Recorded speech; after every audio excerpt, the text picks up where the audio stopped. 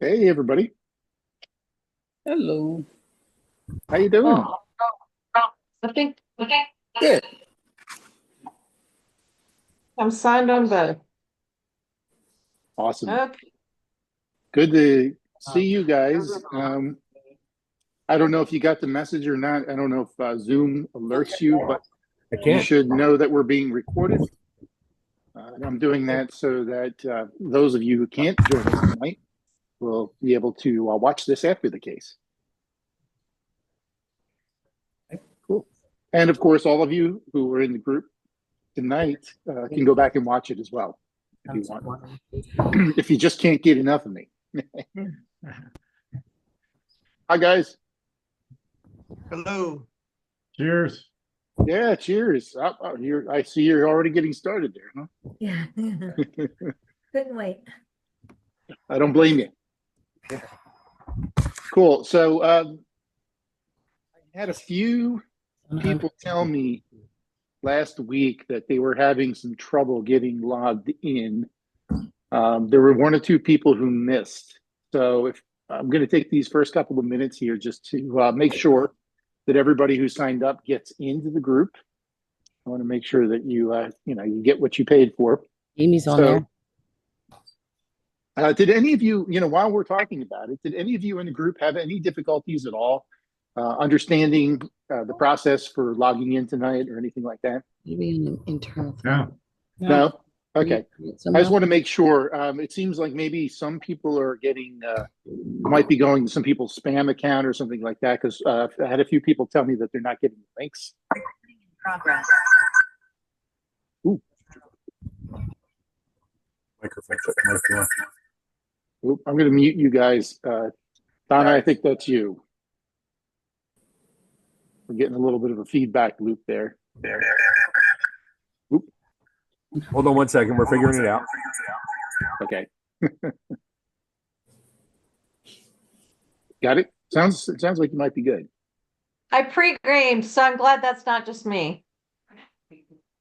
Hey, Amy, Hey, how you doing? well, I'm off work now, and that's a beautiful thing. Yeah, and we saw. So I do these wine weekend events. For those of you who haven't been to one, there are several bed and breakfasts in the Pennsylvania area where we do a whole weekend of wine and food together. And Amy and her husband Brian they've been regulars since when we started 10 years ago in Virginia, essentially.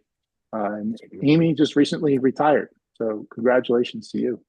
Nope, that's Brian that retired, and But I'm Brian, still working 40 hours a week, but that's okay. I don't mind supporting him. well, you were talking about it there, right? I was talking about him retiring. Yeah, I'm not quite ready, but my attorneys are letting me telework full time once we move. So Cool. there's no downside. Nice. Well, it's good to see you. I saw Amy and her husband Brian. Are you flying solo tonight? Is Brian with you? No, he's finishing dinner. Oh, okay, cool. He's 20 feet away finishing the steak. He's putting it on gluten-free flatbread with the garlic butter. We Oh, decided to add a little shredded Gouda. So he's just wrapping things up over there. there you go. You combine some of the other recipes that I had Yeah. there. So you kind Yep. of put it all together. So it's not quite pizza, it's steak, garlic, parsley pizza. Yeah. Flatbread. That's the Yep. fancy term. Yep. You can charge double when you call it flatbread. Well, come on over. Cool. Hi, Ed, good to see you guys. Good to Hi, see Ed. you. Yeah, how you doing? Good. Cool. Although I not very good after Clemson messed my one bracket up already. So Oh man, I'm not paying attention to that right now. I know you're a little bit more into the college sports, but I'm sorry to hear your brackets are messed up. yeah, only one. All right. So I don't think we have any, we may have one or more people drop in during the course of, but I think we're good to go. We're 5 minutes in, and it looks like this is the group tonight. So welcome. And of course, if it wasn't said or implied before, make sure you have your bottles of wine open. And 2 glasses would be ideal so that we can taste these side by side. After all, we are talking about sort of a comparison here. Oh, here we go. Got another one coming in through the group. There you are. All right. Hey, Sarah. Hello. I'm glad you could make it. Yeah, I decided to do it on my own, even though Jack can't be here. Okay, well, this time I worked out the technical kinks, so we are recording this, and there will be a recording for people to watch posthumously. Okay, well, let's get started. So this was kind of based on some feedback that I got from you guys from the first tasting. You know, I asked you what would be some good themes or some good ideas. And I'm sort of combining 2 of the suggestions that you made for this one here. So we are going old world versus new. Going to make a comparison between the 2 styles. And we're also looking at a wine that's it falls short of what we consider to be the luxury wine category. Usually luxury wine is anything that's above $50. So this one is right under there at $45, the Bordeaux. But still, I mean, it comes from a winery that has a lot of history and a very high respect level in the Bordeaux region. So for all intents and purposes, it is a luxury wine. And then the one from California, this one was a little bit of, what did I have available to me to choose from? And I feel reticent to say that this is an affordable wine because the cab blend or the Meritage blend that we have from California is pretty spectacular too. So yeah, it's not saying anything about the quality of the wines at all because they're both very high quality. But at $20, I guess, or $25 for the Crane family, I would say that one's more in the affordable range. So we're doing old world versus new world tonight, and also luxury versus affordable. Any questions or anything you want to cover before I get started? Anything you want to learn about tonight? Cool. Okay, so I always like to start by sharing my screen and giving you a little map, kind of showing you, taking you on a trip to where we're going tonight. So I'm going to start by doing that. And then I thought it might be interesting to kind of finally distill what it is that makes the difference between old world and new world. And of course, we can discuss that. That's open for discussion. But I thought I would give my opinions on what makes the difference between old and new world. And then we'll taste. Obviously, some of you are already drinking, so that's okay too. But then we'll taste in full detail so we can kind of talk it through. So without further ado, I'm going to share my screen.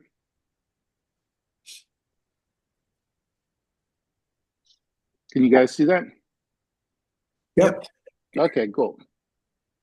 All right, so I think what I'm going to do is I'm going to go with just oftentimes I like to use Google Earth Studio and just give you a little like flyover.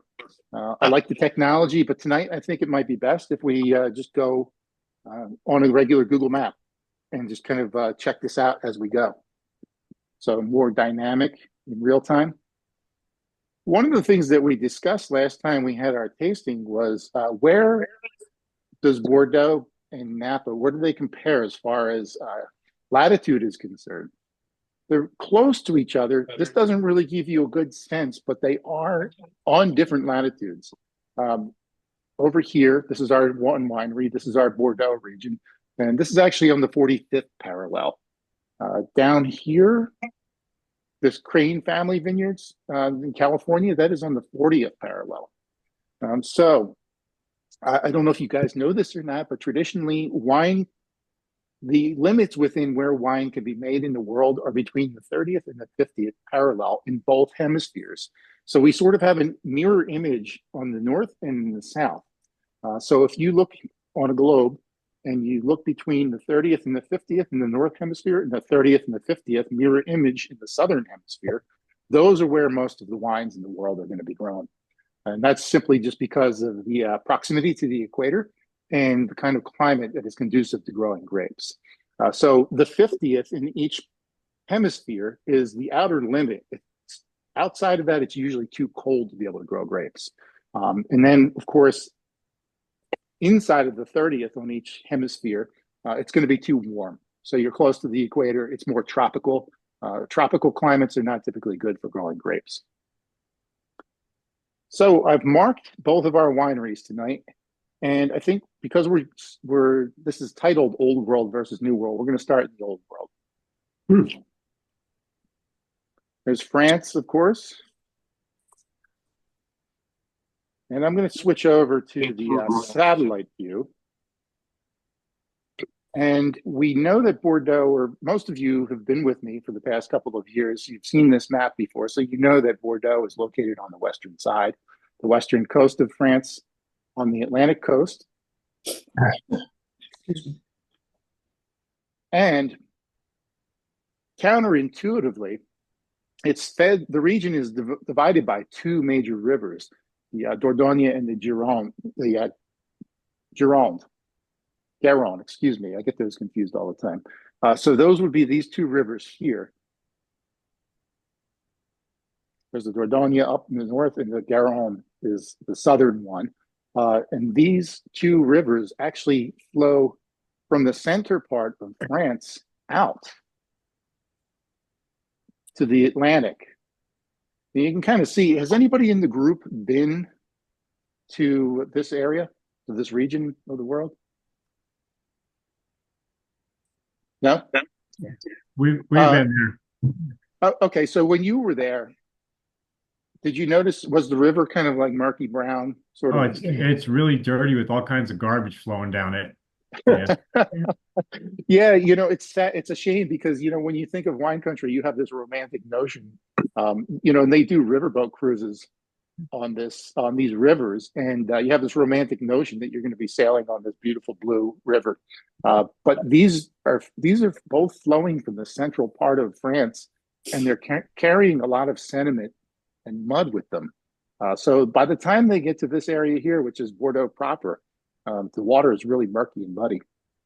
And it's always that way. It's never not muddy or brown. It's kind of like, the Jersey Shore used to be about 30 years ago. It was just all brown water, and you're like, oh, I thought this was supposed to be the ocean. It was supposed to be blue. But anyway, I digress. So these two, the confluence of these two rivers here, they come out into the Gironde estuary. And this is the region here where most of the high quality and some of the finest wineries in Bordeaux are located, including Chateau Montrose. Chateau Montrose has been around since the 1700s. It's in a location which is known as the Médoc. Médoc is ancient Gaulish. The Gaulish tribe was a blend of Celts and French, the predecessors to modern French people. So they were Celtic in provenance. And in the Gaulish language, Médoc meant Middle Land, or Middle Earth, essentially, for those of you Lord of the Rings fans out there. So Médoc was the Middle Earth. And if you were able to look at a topographic map of this, I don't know if I can pivot here or not. Yeah, there we go. This is actually higher in elevation as the rivers flow out to the Atlantic. So we have the Haut-Médoc, where all of the major wineries are located. And then we actually have the Bas-Médoc, which is French for Lower Médoc, up here. And this is all the area that was swampland at one point in time in the 1500s. In the 14th and 15th century, it was all swampland. And the French and the Dutch actually had a great trade relationship with each other. The Dutch would come through this estuary here, and they would travel down the rivers, and they would do trade in places like Bordeaux. So in the 1600s, the French enlisted the Dutch to drain this area. So this was once swampland, and they filled it all in, and they drained it out, and it became solid ground. And not only that, but because it has very high limestone content, high gravel, all that stuff coming out of the rivers, it turned out that it was actually really very conducive for growing grapes. So out of all the wineries in Bordeaux, this is where some of the most prominent and most important are located, including Chateau Montrose. So the one we are drinking tonight is considered what they call a second label. This is very common in Bordeaux. They usually make their cru label. Chateau Montrose was listed as number 2 at Deuxième Cru Classé, which in the 1855 classification of Bordeaux. So it wasn't a first growth, but it was a second growth, and it still is. So this is their second label. It's called Les Dames de Montrose. And you can see here, the elevation is 0 feet above sea level because it's right next to the water. So no elevation here. In the past, we've done wineries and wine regions where you're sitting, anywhere from 2,000 to 5,000, sometimes even higher than that above sea level. Places in Argentina, like when we did the Laura Catana tastings. But this is right by the water. So 0 degrees or 0 feet above sea level. And the river plays a huge part in influencing the climate here. So year round, it's pretty common for the temperature to remain anywhere between like 40 degrees at the cooler end and 70 degrees during the summertime. And there's Chateau Montrose. Unfortunately, this map doesn't afford us a 3D view, but you can see how close it is to the Gironde estuary. You could literally walk there. Again, this was all swamplands at one point in time that the Dutch drained and filled in.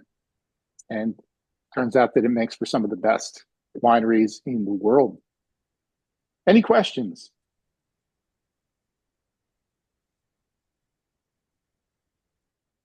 Okay. So I just wanted to give you a general idea of where that is. And then we're going to travel across the world. Oops, if I can find it. There we go. Sorry, I turned the world sideways there, guys. So down here on the 40th parallel, which means it's closer to the equator and slightly warmer, we have Napa.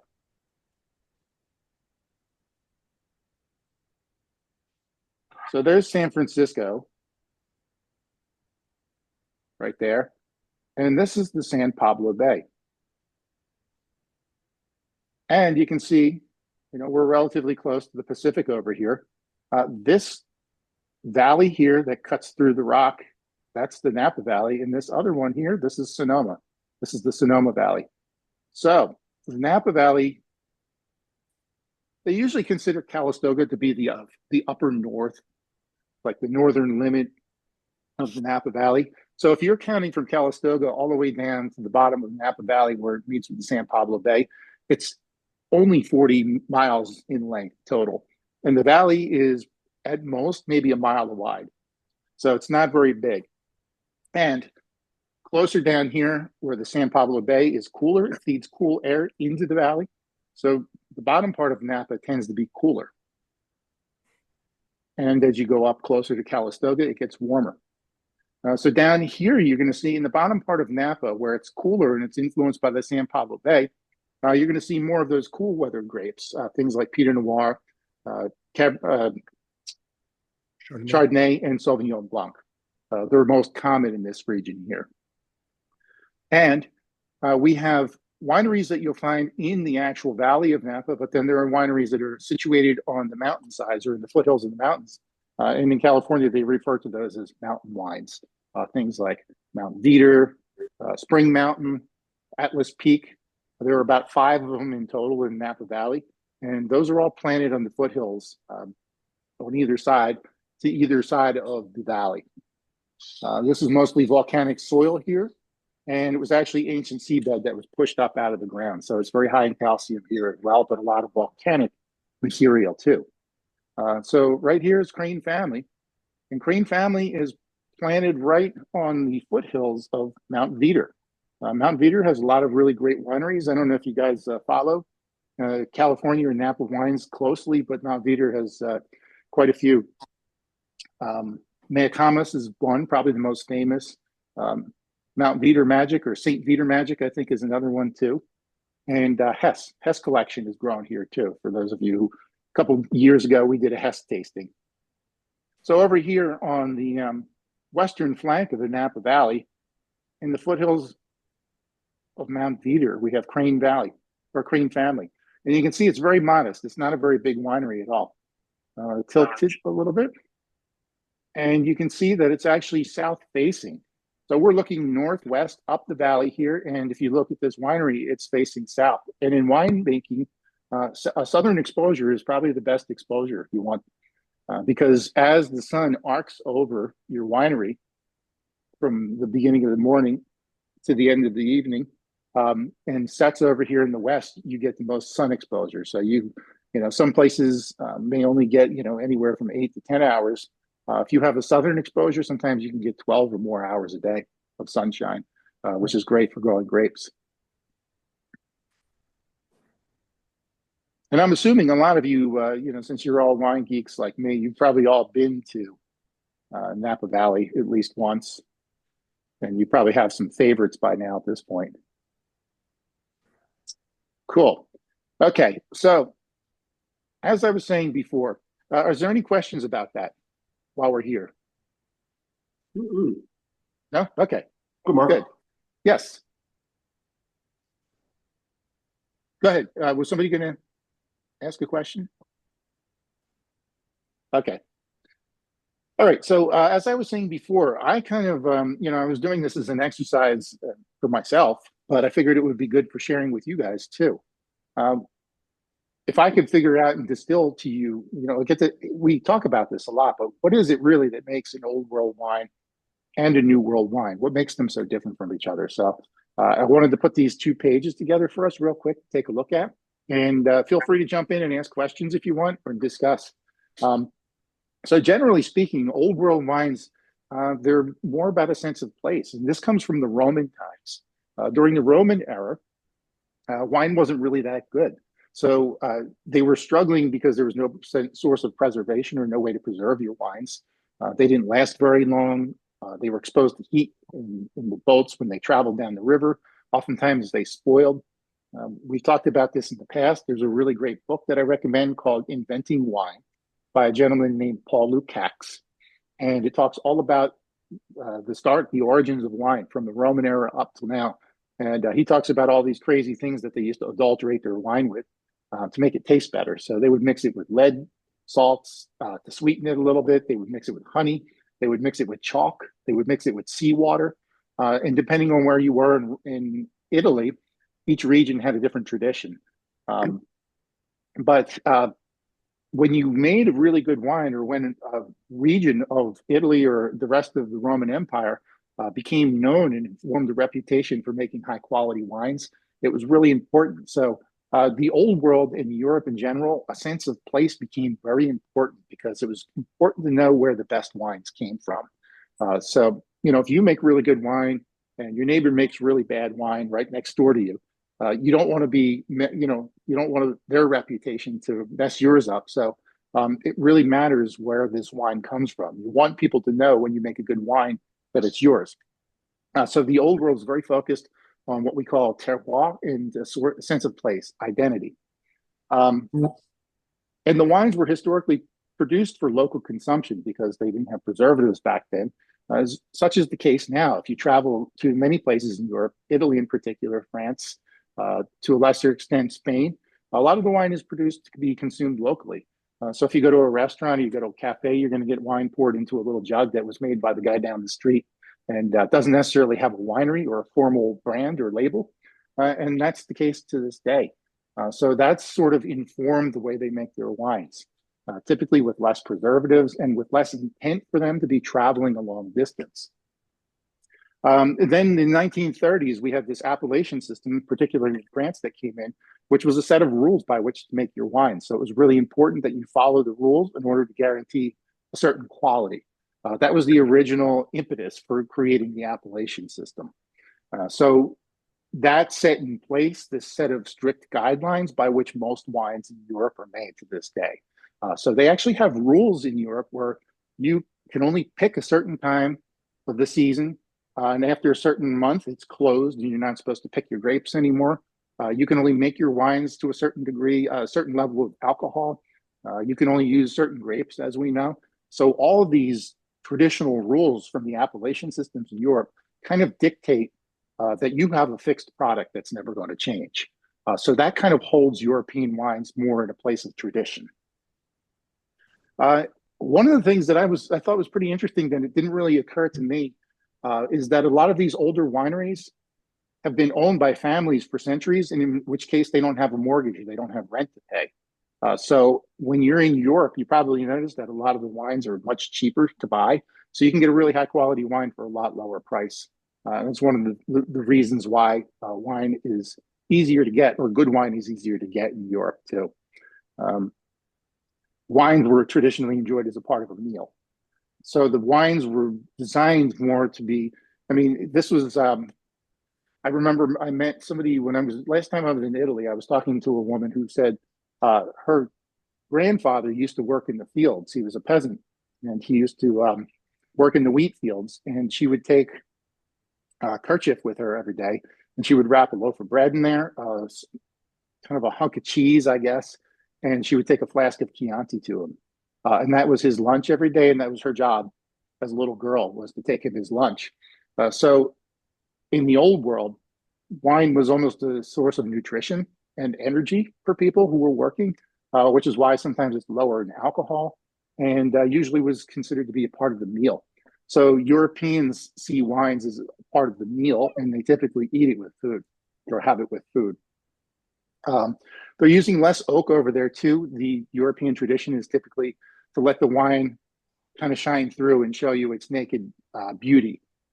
French winemakers will actually say that. They use that expression a lot. They like the wine to remain as naked as possible. So minimal intervention. Their philosophy is that great wine is made in the vineyard. So step out of the way, get out of the way, and just kind of help Mother Nature to finish it. So yeah, you're going to see less use of oak and more exposure. They want to tout the true nature of the wine. So they don't want to adulterate it so much that you can't taste the actual wine. So, and the seasons, as we were saying, are controlled by law according to those appellation laws. And if you have a season where the grapes don't ripen quite as much, there's no mandate or there's no rule where you can kind of extend the season. So if you're supposed to pick your grapes by September and you haven't had a warm season and the grapes haven't ripened very to where they're supposed to be, you may have a wine that's lower in alcohol and not so ripe. And therefore you get a more variable product, which is very common in Europe. So from season to season, vintage to vintage, you're going to see a lot more variation. Okay, so the end result is that you're going to get more of a food-oriented wine that's going to be very true to its region, because that's what's most important to Europeans, and typically lower in alcohol, more food-friendly. Lower in alcohol means higher in acidity, so you'll notice that most foreign wines or most European wines are going to be more acidic, and they're more austere. They focus on the grapes. Cabernet Sauvignon is a very austere grape that takes a lot of time to soften. Cool. Any questions? Perfect. Okay, cool. Yeah, so you'll find, generally speaking, that European wines are ones that need to age a little bit more, because it's going to take more time for them to really reach their full peak of expression. So for that reason, you'll see more European wines being stored in cellars, but also when they come to market and they're ready to drink, they're going to be a little bit older than their New World counterparts. Yeah, it's been typical that California makes wines to consume immediately. Yeah, they're not necessarily for. Yeah, they're not for storage. It doesn't mean they can't be stored. But Hey guys, since I can't see you and your computer says admin, do you mind letting me know? Yeah, do you mind letting me know who you are? I can't, because I can't get to that. So. Oh, you don't have to change it. Just let me know who you are, so I know who's present. I can't. you Chat. No, can you just tell me? Say your name. Yes. Thank you. That's what I'm trying to get at. Can you tell me who you are? I just want to know who's here. I want to make sure that I acknowledge you guys. Sorry, Mark. I'm not nearly as nice as you. Just say your name. No. The It's chat all says good. that's Derek and Rick. yeah, Okay. I don't have my chat Hello, open. Derek and Rick. Hi, Derek and Rick. Yeah, that's all I wanted. I just wanted to say hi. I'm not trying to put you on the spot or make you uncomfortable. I just wanted to know who you were, so I can say hello. Okay, cool. Let's talk about New World, and then let's start drinking these wines.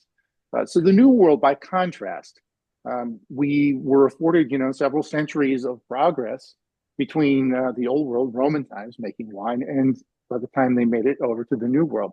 By the time sailing across the oceans and shipping across oceans became the norm, we had the advantage of technology and certain discoveries. Like, for example, Louis Pasteur.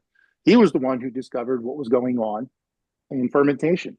So he was actually trying to study bacteria, and he was trying to stabilize certain foods. And in doing so, he learned the process of fermentation, where yeast eats sugar and it creates alcohol and carbon dioxide. So we didn't know that until 1857. So after he discovered this, then we sort of know what it is that needs to be done in order to stabilize wine, to make it more clean, to make it taste better in general. So these kinds of discoveries set about a new era of technology and progress in the New World. So we were afforded this kind of luxury of being able to make cleaner, more precise, concentrated wines that don't suffer from certain bacterial infections or like off flavors or anything like that. So that's one of the things you're going to find in New World wines, is that technology helps us to produce more pure, I guess, to use the word, wine. In the New World, and especially in America, since we're talking about California tonight, it's more about controlling the growing conditions to achieve a desired expression. So this is sort of, the industrial age. This is sort of technology and science all coming to a convergence and being used to create wines. You're sort of backing into them instead of taking what Mother Nature gives you in the United States and in the New World. You're sort of creating an environment that produces this type of wine that you want. So you're doing more control. It's more of a mass production mindset, because here in the United States, we are very large compared to most of Europe. So we're selling to a large audience of people. And we talk about this often, and we brought this up in prior tastings too. American tastes, we kind of, we, the people, are a byproduct of this post-World War II era, where foods became shelf stable, they became mass produced, were products of the like flavor enhancers, food additives, food preservatives. So that all informs the American palate. So we may not know it, we may not think about it very often, but we as Americans have a very specific palate that is different compared to the rest of the world. Generally speaking, we like flavors and foods to be really intense and a lot stronger and a lot more concentrated than what you'll find in other parts of the world. In general, I use the term bigger for lack of a better way to put it. But yeah, we have bigger palates than the rest of the world. So a lot of the wine that's produced in the United States is produced for that market and for our tastes. I use the term muscular sometimes. American wines are very muscular compared to European wines. We consider wine to sort of be a treat here. We were talking about how in Europe it was a food item. It was meant to be had with a meal. Over here, we tend to commoditize things. So wine is no exception. It has become more of a treat that you enjoy on its own. So you don't even have to have a meal with it. There's this whole culture out there. You'll see it a lot on social media, where people will come home after a long day or a long week at work and pour themselves like a huge glass of wine like this and fill it up to the top. And that's the meal. That's the treat. That's the difference in the American mindset. Cool. So, of course, California is closer to the equator, as I said, slightly warmer. So we have a longer ripening season. We're not bound to those rules that you have in Europe. So you get usually a higher alcohol content too, which Americans do not complain about. They like their high alcohol levels. And we have more oak application. Generally speaking, California uses a lot of oak on their wines. So the end result is that you get a more intense, boldly flavored wine that's focused on its purity, its clarity. It's more about controlling the end result for a mass-produced product in a larger market, typically higher in alcohol, more oak, and it's less about food pairing and more about enjoyment as a standalone product. Any questions? Okay. That's it. That's my presentation. Let's drink.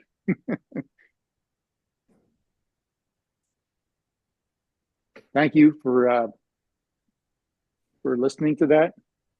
Appreciate it. So, Mark, I have to admit that I was curious to see if there were windmills involved in the Dutch intervention Yes. in And Bordeaux. what did you And I find? Googled that, and apparently there were no windmills used, pointing because I think windmills are cool, but okay.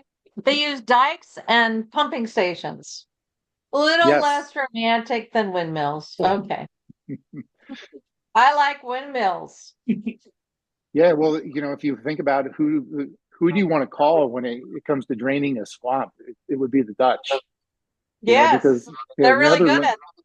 yeah, the Netherlands are like, they're basically swampland that are with people living on top of it. So those are the people.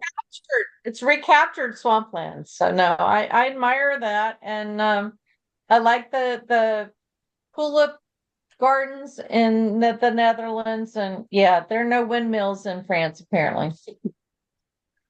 Yeah, the name escapes me at the moment, but there was a Dutch gentleman who was essentially responsible for the entire project. And it's a shame because I forget his name. He did all that work and then he's not remembered.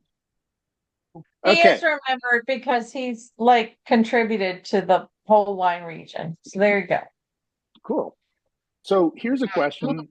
We have a small enough intimate group here that I was wondering, you can share if you want to, you don't have to share, but what would your desert island wine be if you could?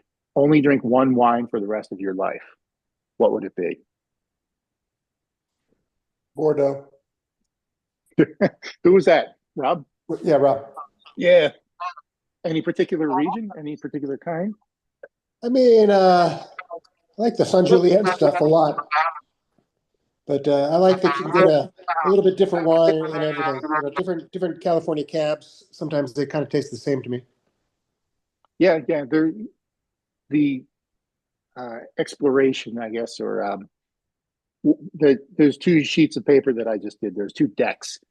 Those are very general. There are a lot of, it's a global economy that we're dealing with now. So infrastructure, science, technology, progress is all shared globally at this point.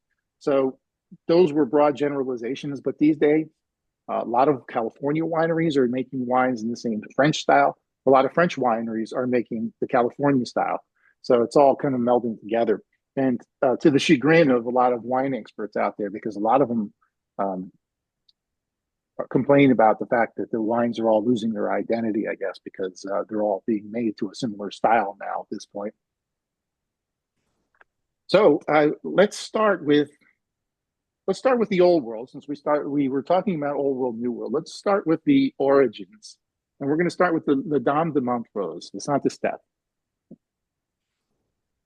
Beautiful, beautiful wine, beautiful winery too. And Saint-Estephe was originally called Saint-Esteve de Cologne, and Cologne was like a small wood carrying vessel that the ancient tribes used to use in that region. And this was the area that we were talking about that was once occupied by the Celts, the Gauls.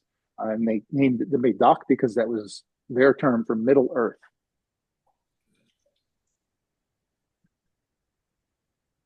I got my big Riedel, my huge Riedel glasses out tonight. I really let these wines breathe.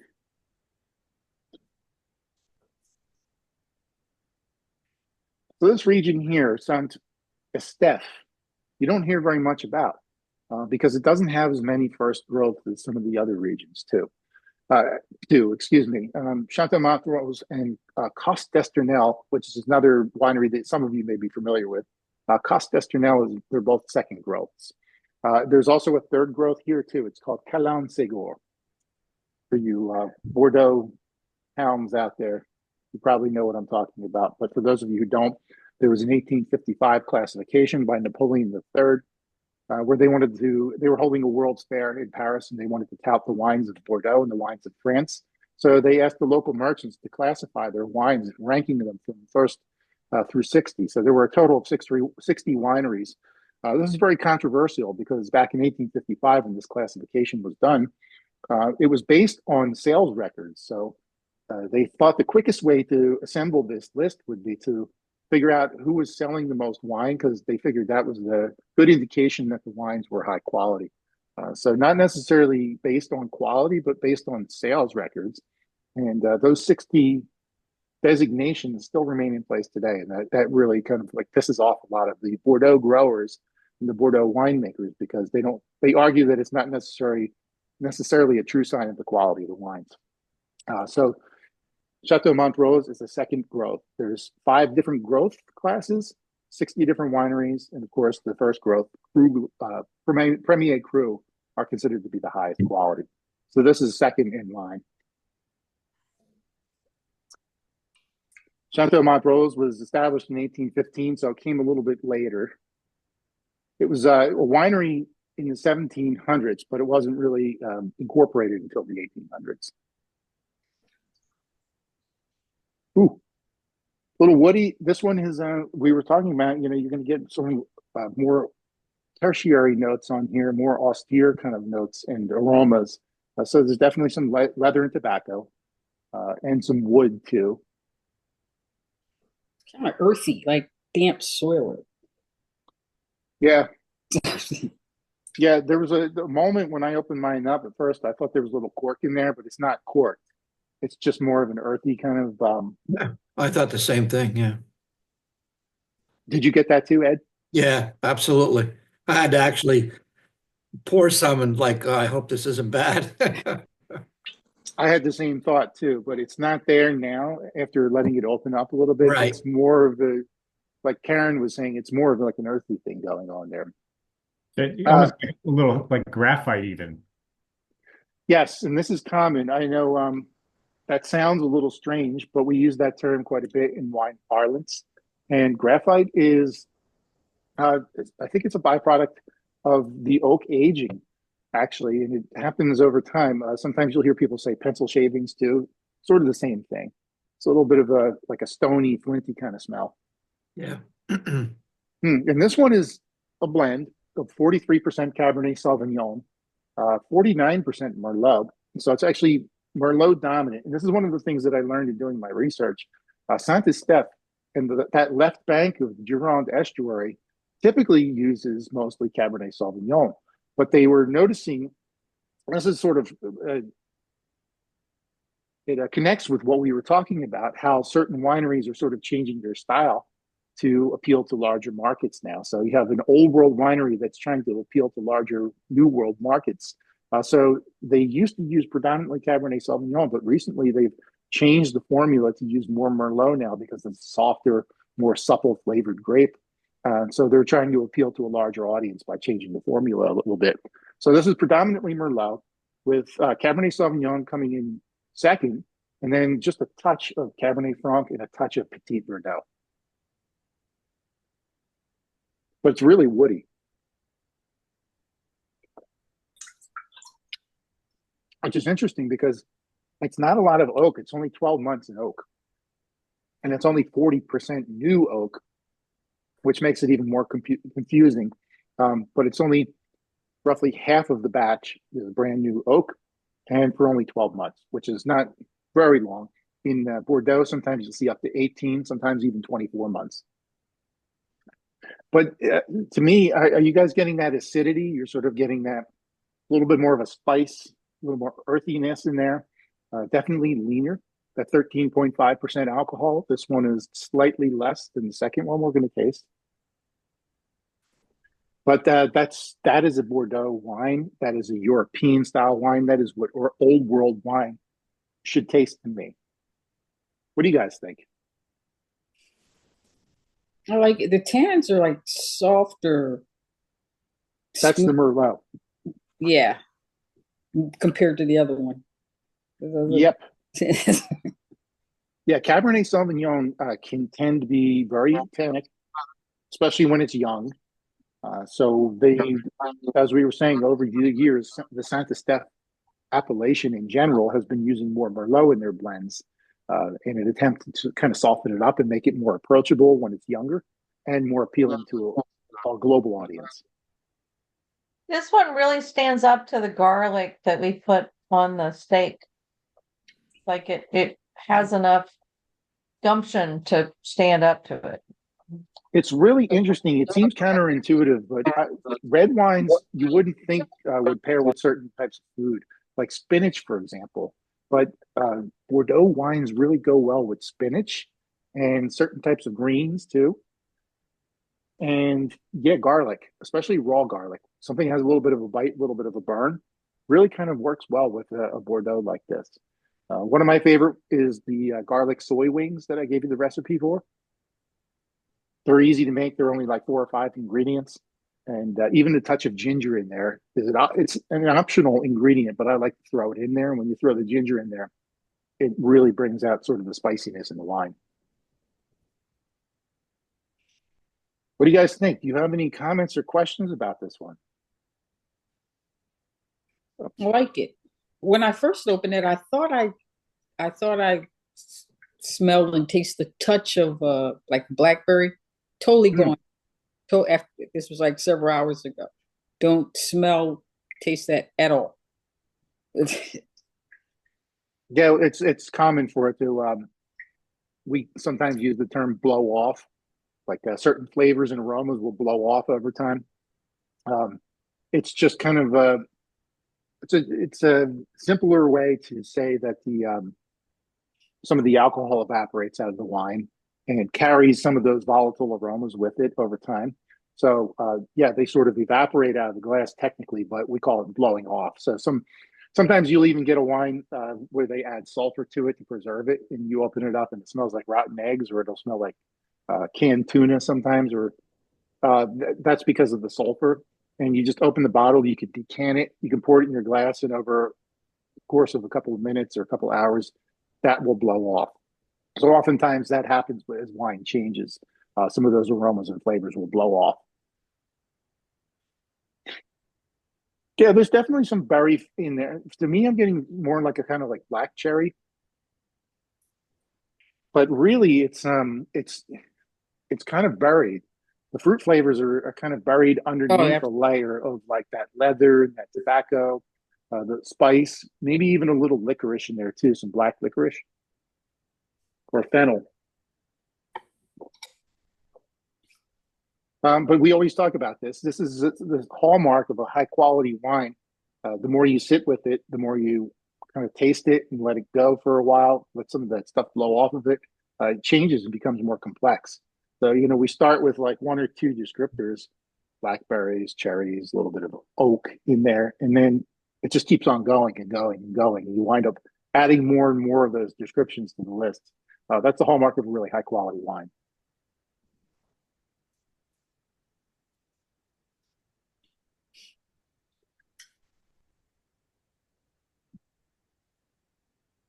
I don't drink a lot of Saint-Estephe. You don't see it very often.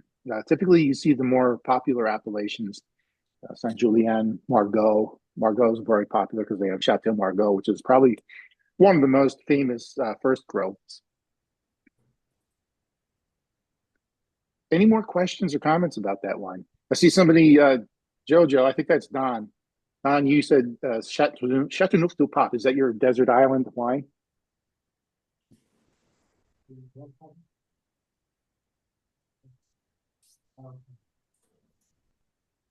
Okay. It is a good one. Yeah, I don't have a problem with Chateauneuf-du-Pape. Okay.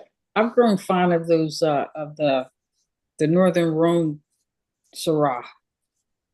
I just can't get enough of that anymore. Hermitage, Croix Hermitage, Saint Joseph. Côte Rôtie. Yeah. I've been drinking bottles and stocking up on bottles of that one, like that one, and Hermitage, of course, but that little far and few in between on that one. Yeah, they can be a little pricey too. So you have to, depending on, what your budget is, some of those Hermitages can run you pretty high, cost you a lot. But yes, I go back to Northern Rhone Syrah quite a bit. And for me, somebody who loves wine and, my business and my career is wine, it's like choosing your favorite child. It's really hard because I love them all for different reasons, and they're good in different seasons. They show their best with food. Some are better by themselves. They're all really they're all a lot better with friends and with good company. So that everything changes depending on the context. So it's really hard for somebody like me to choose what my favorite wine is, but oftentimes I find myself going back to Rhone Syrah. So I think I'm with you, Karen.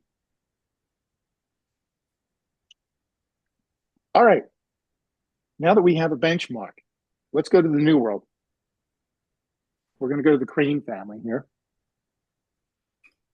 And a lot of the wineries and the wines that we've tasted in past tastings, they're sort of they're relatively new in California. Napa, it's very common in Napa and Sonoma for people who made their money in some other industry or some other career to save up their money and to buy a winery.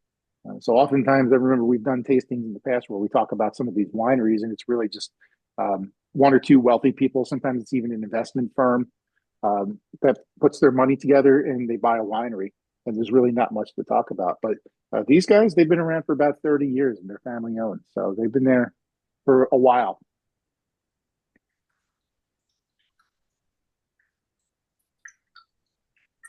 And they're relatively close in age. Of course, this one is 1 year younger. And for those of you who follow your California wines, 2018 was supposed to be almost like a virtually perfect year.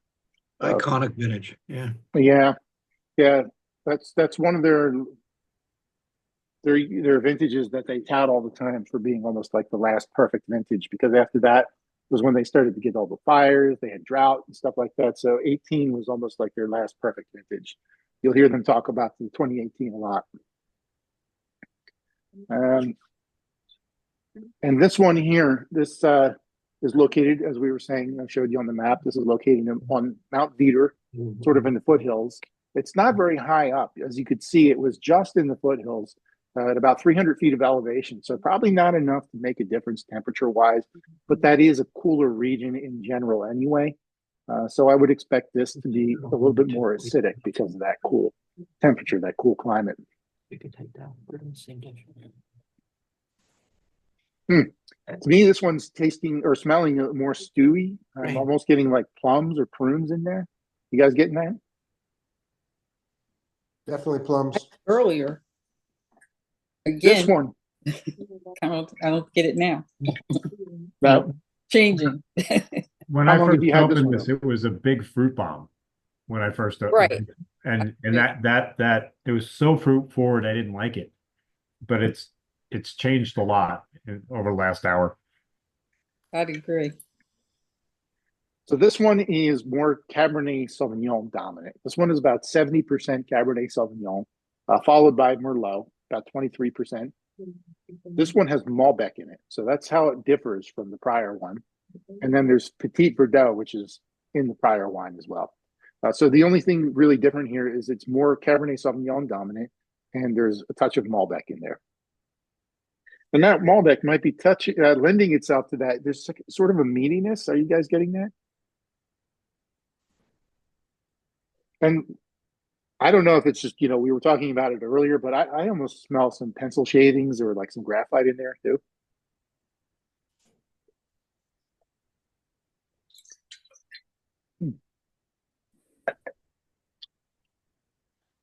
Definitely bolder. Well, it's a full percent alcohol, higher in alcohol. This one's 14.5%. Something, I don't know if you guys knew this or not. Something that might be interesting to talk about is the alcohol levels on the label. By law, they don't have to be exact. They only have to be within 0.3% of accuracy. So the alcohol levels could be off. And a lot of wineries will save money by printing their labels in bulk, and they just imprint a year on them year after year, or they won't even print the year of the vintage on the label itself. They'll, put it on the capsule, or they put it on the collar around the bottle, the neck of the bottle. And that's the way they save money, by printing their labels in mass. So oftentimes the alcohol volume will vary from vintage to vintage, and that's one of the reasons why the law doesn't hold them to the exact specific alcohol volume. So this it says 14.5 on the label. but it could actually be anywhere from like 14.2 to 14.8. Could almost be 15%.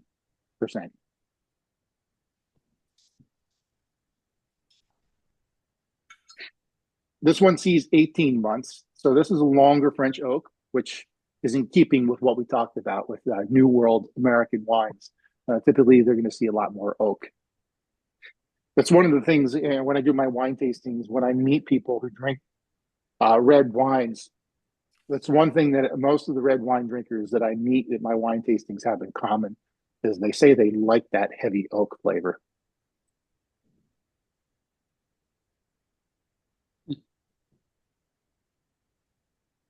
French oak better than American oak, though. 100%, Ed. For what reason, Ed? Softer. Yeah. I think it just makes the wine. Sometimes you get it a Hungarian or American oak, and it's just too oaky, where the French is just way softer. Yeah, different flavor profile too. Yeah. Same with bourbon and French oak, I don't know if I've had bourbon in French oak. Maker's Mark 46. Try it. Oh, is the 40? I've had the 46. I didn't know that was in French oak. Yeah, 46. The profile there is all French oak. Ah, cool. Yeah, French take their oak very seriously. There are about 7 forests in France, and that's where they produce all of their oak for their barrels. Limousine is one of them. The word limousine, like the car. Tronchet is another one. Allier is another one. So there's about 7 different forests in France that they use to source all of their oak.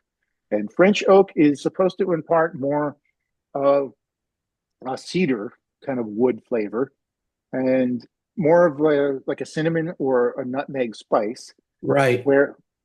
Whereas American oak is supposed to be more, sometimes they even say coconut and dill, which is really interesting.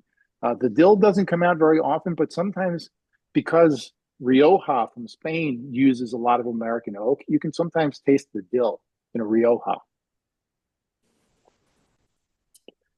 And it also depends on the toast levels too. I'm sure you guys know that they burn the insides of the barrels to varying degrees. They call that the toast level. And you can toast it lightly or you can toast it very heavily. And that char inside the barrel lends itself to the flavor too. So in wines, it creates more of a smoky, charred kind of like caramelized flavor. And it does in bourbon, it lends the color to the bourbon, the whiskey, and also adds like caramel notes to it, vanilla. Those are the kinds of things that you're going to get out of a charred barrel, heavily charred. Awesome. So what do you think? That's kind of that's the tasting portion of it. So what do you think of the two compared? What would you say that the takeaway is from what we talked about in the beginning between old versus new and the flavors of the wines? The French stood up better to the garlic and parsley butter on the meal that we made, but the Napa wine is probably more of a porch pounder. It's more of a wine that you would enjoy just to sit down and drink on the porch swing. Right. So it's kind of in keeping with, the way we describe them. Mm-hmm. Yeah. Cool. Yeah, the Napa one definitely is a little more, I don't know, the mouth feels much different. It's, honestly, I think the Napa one's a little boring for me, but. Anybody else? I'd love to hear your thoughts. Well, I guess since the French one, I was so much more.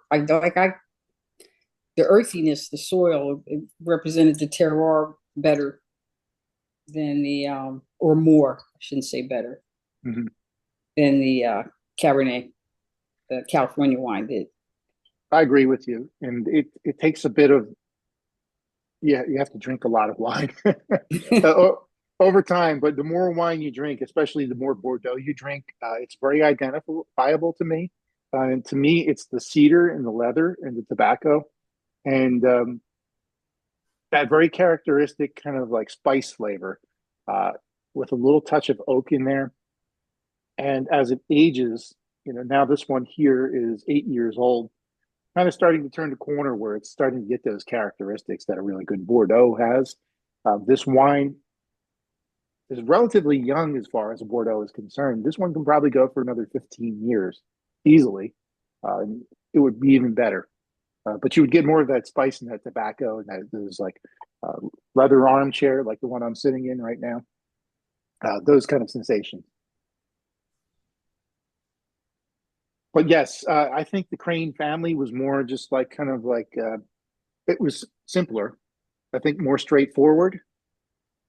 A good wine, but yeah, I'd say that it's like kind of like a like what you would expect from a California Cabernet or a Meritage. Do we know? Are you guys familiar with the term Meritage? Yeah, a lot of people, myself included, when I first started learning about wine, a lot of people mispronounce it. Meritage. That's a big deal in Virginia. They think it's Meritage, and I did too when I first started out, and I realized it's Meritage. Meritage is big in Virginia. Yes. Do you know what Meritage is, Amy?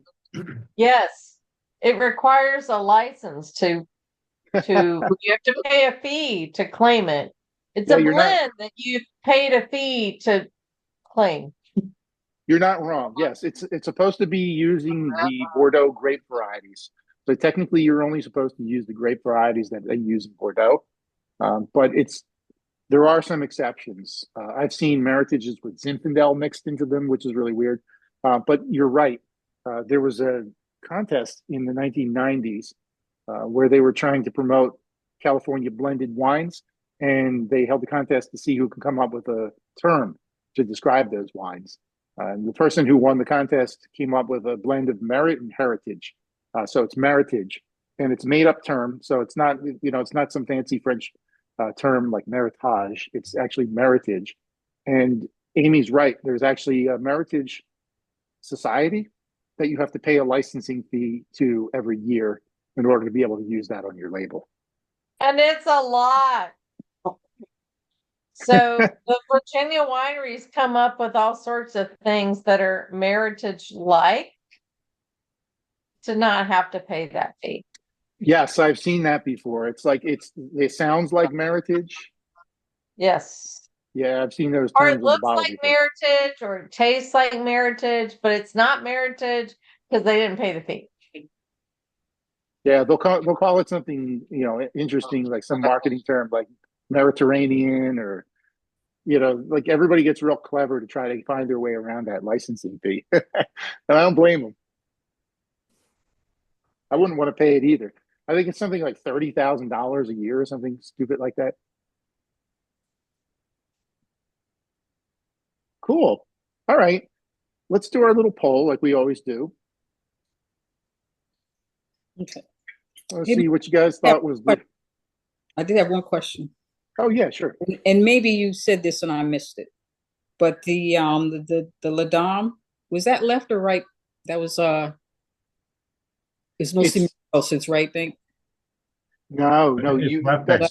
That's good thinking though. I mean, you're on to the right way of thinking. But no, it's left bank, and it's difficult to. It's not technically left bank because by that point, as you saw on the map, we're at the Gironde estuary, so it is the left bank, but it's not the left bank that we know, or the way we know it in Bordeaux, is more like the Grave region and like kind of further south. But yes, typically they would use Cabernet Sauvignon dominant there, but we were talking about how they kind of switched it around recently and they're using more Merlot to make it more appealing to a larger audience. Do you want me to show you the map again real quick? Would that help or are you good? Okay. All right. Let's launch the poll.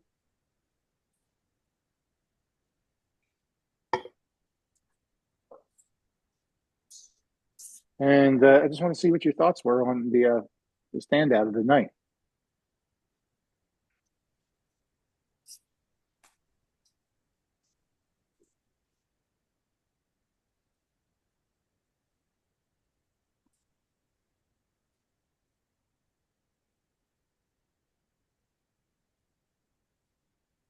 Cool. All right. So it's the results when we do these are, usually almost like an even 50-50 split. Sometimes we've had clear stinkers. But the both of these wines I think are really good for different reasons. And yeah, 12 out of 13 of you. It's not counting me. I'm number 13. So yeah, it looks unequivocal. It's the Dame de Montrose. You guys have expensive tastes. I like them both for different reasons, but I do agree that the Saint-Estephe was a lot more nuanced. It had a lot more layers and flavor, more complexity to it. Keeps on, even now as I'm drinking it, it's revealing more and more to me. That's the hallmark of a really high quality wine. Whereas the Cream family, it's good wine. I would drink it on any given day of the week, but it kind of stopped at a certain point and I'm not getting anything more from it. Would you agree? What do you guys think? I think Amy taught me a new term tonight called porch pounder. The bourbon accompaniment isn't bad either. We have a porch swing on the front porch, and we are totally into porch founders. It's really good to see you guys too. I'm glad you could make it. Thanks. Congratulations to this guy who retired, sort of. Yeah. Yeah, we should take a drink for his retirement. Congrats. Here's I'm everybody. jealous. Chin chin. Cheers. Yeah, it's nice to see a couple of my wine weekend people here too. Really glad you guys can make it. Cheers to you, Mark. Yeah, cheers. Good to see you, man. Do we have any questions or thoughts? Do you guys want to talk about food pairings real quick? I mean, I gave you some recipes, but if you want to talk about, you're going to have tomorrow. I don't know where you are, how much you have left at this point. I still have 2 full bottles left, so you may be drinking some of this tomorrow. Before we go to bed. Just saying. The steak and parsley and garlic butter was spot on. Cool. Yeah, you really can't go wrong with an old school steak. For those of you who don't eat meat, I would always go to legumes. One of my favorites is cassoulet, French cassoulet. But I would also do grilled portobello mushrooms too. They're probably the closest that you're going to get to like a steak for vegetarian or for vegan people. So those nice earthy flavors are really good with, especially that Saint-Estephe. All right. But yeah, garlic, you got to do garlic. Soy is a good food ingredient to accompany a wine like this. Ginger as well, as we were saying. Worcestershire sauce. There we go. Those types of things, things that are really savory and have a lot of umami quality to them, are really great with red wines like this.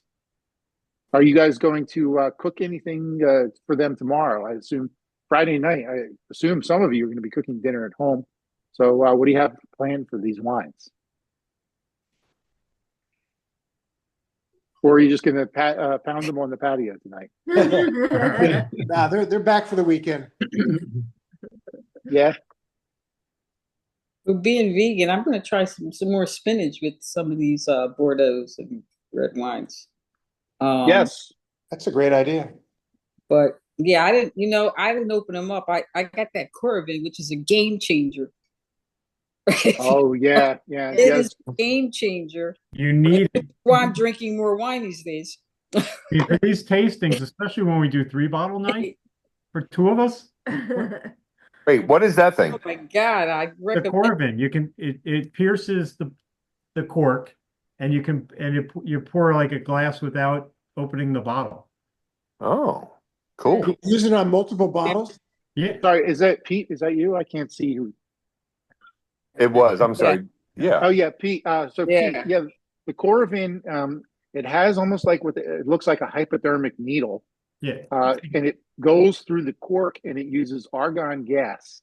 Okay. And so you pierce the cork without actually having to take the cork out of the bottle. And the argon gas forces the wine through a nozzle. So you can do one, like single pours, single servings. And it replaces the oxygen in the bottle with argon. so that the wine stays preserved. So you It's can nice actually and fresh. Yes. you can serve the same bottle of wine, they say, for up to 2 months or more with that system. Wow. Well, the Yeah. first time a bottle of wine lasts 2 months, I will send you an email and let you know. But when we do these tastings, especially on a weeknight, we're not especially the Right. nights we've done 3 bottles. We're not opening 3 bottles and being able to drink them by the time they're dead. That's true. Yeah. Yeah. So the Corvin is definitely a game changer. Plus, occasionally I'll use it in the cellar to decide if I'm ready to open a bottle yet. Nice. That's It good. really- That's good information. That'll help. So I make wine, so that'll help me figure out if it's ready. Oh. So Pete and Donna, his wife, were at the wine weekend that we did a couple months ago, or a couple of weeks ago at South Mountain Inn. So it's really nice to see you guys here. Here she is. There she is. Being shy tonight, huh? Hey guys. Zoom meeting. Hi, friends. Yeah. Congratulations on the retirement. Yeah. Joy, get back to work. But to Karen's Amy. point, and He's got plenty of stuff to do at the house. Trust me. Yeah, we always do. Yeah, I get it. but to Karen's point, these days I find it harder to drink as I get older, especially with red wine. For some reason, red wine does not agree with me like it used to. So yeah, those one shot Corvin pours are really helpful. Also good for the waistline too. Fewer calories. Cool. So I hope you guys will. We're going to do these, once a month as planned. So I'm lining up my topics in my themes, I guess, for the next tasting. And as always, I want to make these more interactive, so I want to get your feedback. So I've kind of combed through the WTSO collection and pulled out some themes. So you can tell me what you would like to do. You should do another poll right now. The polls have to be made ahead of time. Okay, too bad. Yeah. But you're right. That's good. But we haven't, it's a small enough group that I can just kind of take a show of hands here. That'll work. So getting warm around already. We could go white wine if you want. So if you want to go white wine, Chardonnay is one of the options. We have Chardonnays. WTSO is currently offering Chardonnays from France, California, and they had one from Piemonte, from the northern part of Italy, which I thought was really interesting. Ed, you might be able to chime in on some of these. I'm sure you know them. As long as they're unoaked. I So hate no- oaked Chardonnay. We have very few unoaked in California, but the other ones are usually unoaked. Cool.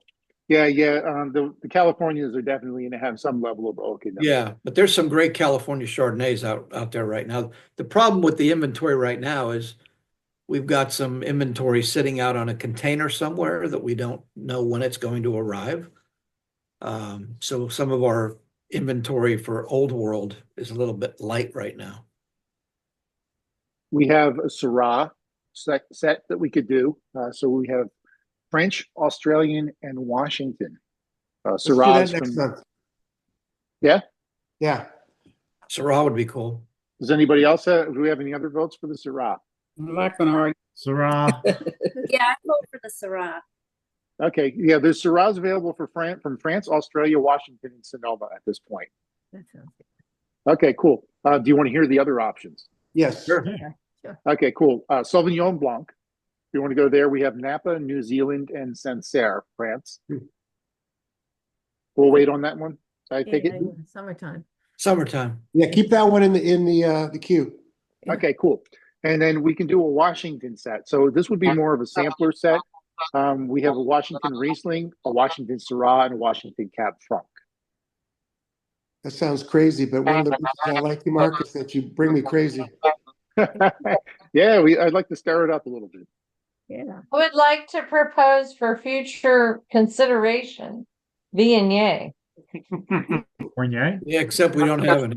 which is my favorite wine. Well, this is something else we can discuss too, because we have been using WTSO up to this point, and I like them because they serve good stuff and the shipping is free over a certain price, but we can go with other vendors too.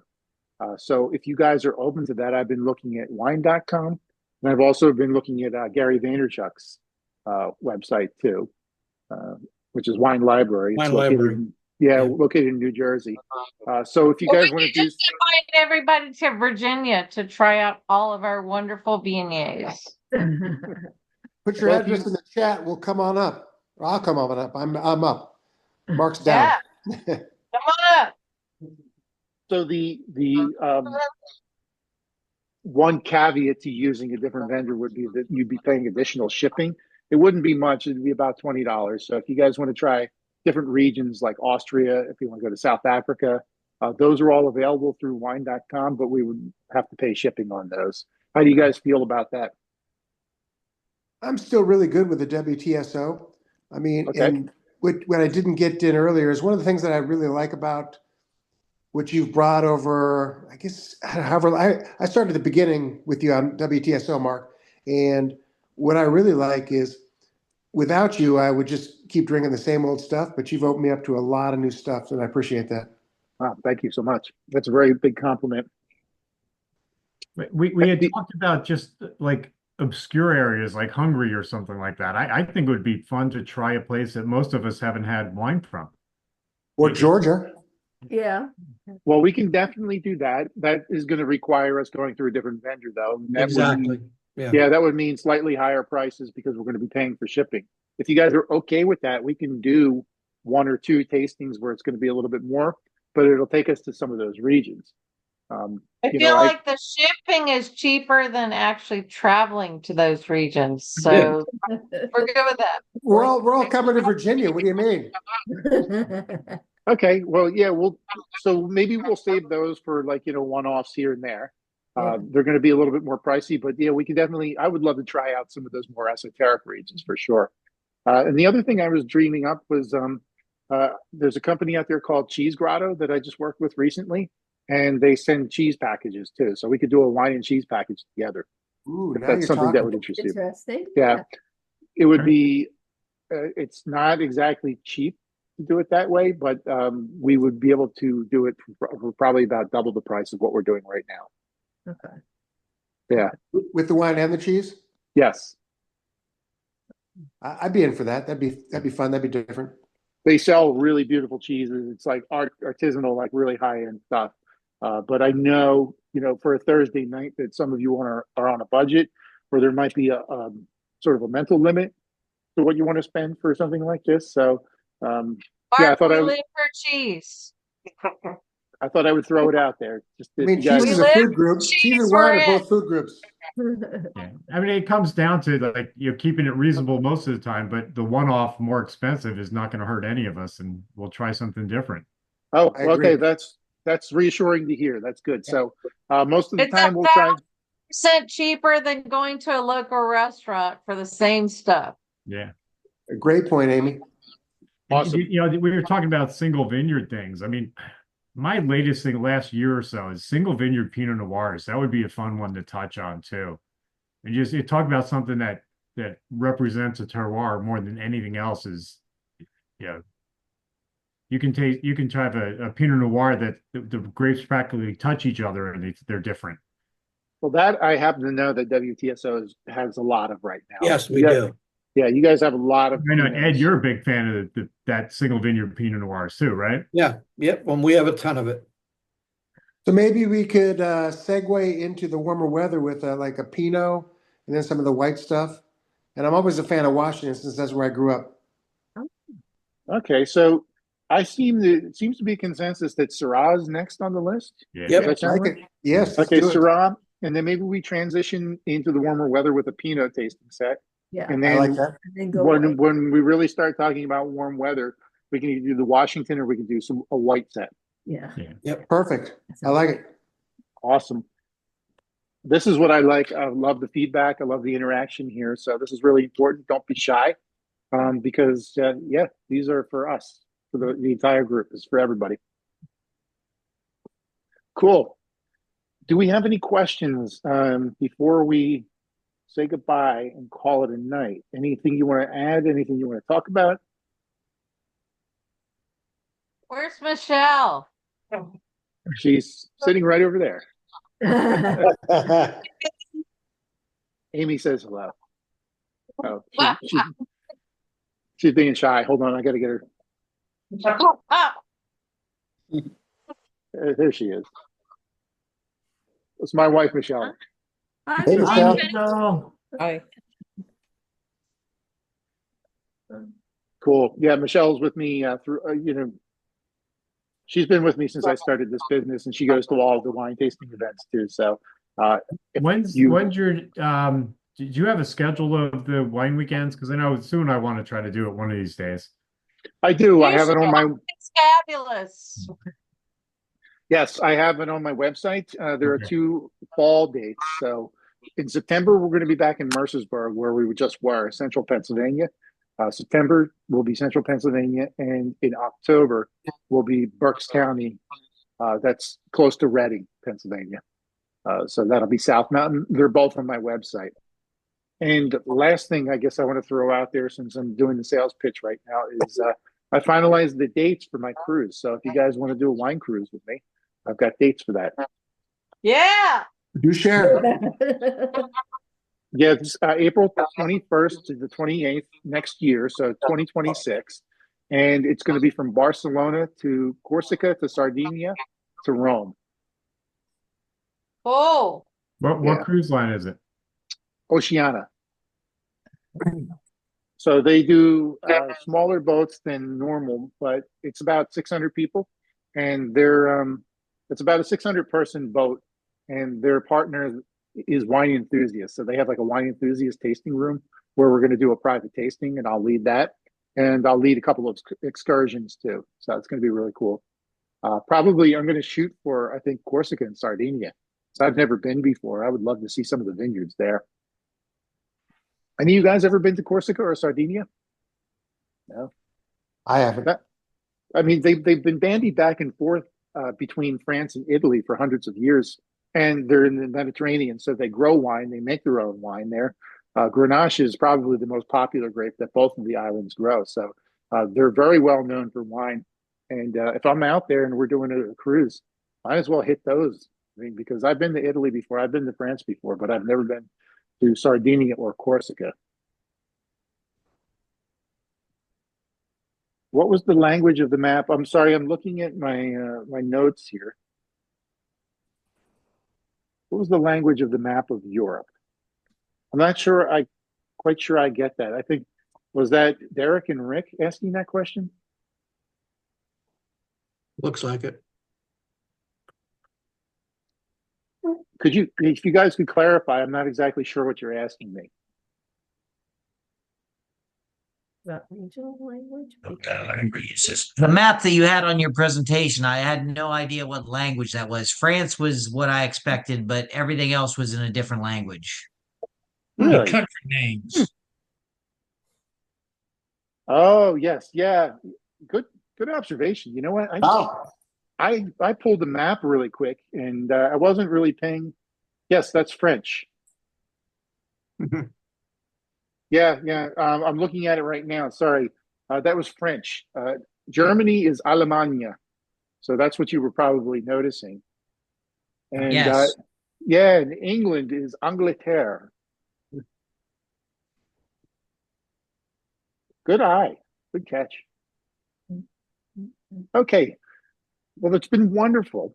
Thank you guys so much. I love this. And, I think it's going to ebb and flow. Some months we're going to have larger groups. Yeah. Most of the time it's going to be our little intimate core group here, which I love. Always good to see you guys. And I'll stay in touch. I'd appreciate your feedback, as far as the registration process is concerned, signing up for these. If you're having any difficulty, pricing, any kind of feedback you can offer is good. So I'll send you my email. And you probably have it anyway, but if you don't, here it is. And I'm always kind of like, nipping and tucking and kind of changing these up to make them more fun and more engaging for you guys. So I always appreciate the feedback. thank you so much for attending. Thanks, Mark. Thanks, Yeah, Mark. Yeah, thanks. as soon as I get the information for the next one together, you'll be the first to know. And it looks Can like I it's going to be Syrah. Hurrah. Cheers. Cheers. Cheers. Hurrah to Syrah. Okay, I'll see you Sarah, guys. Sarah. Happy spring. Thanks. Yes. Yeah. Take First day care. of spring. Good night. Good night. Good night. We may have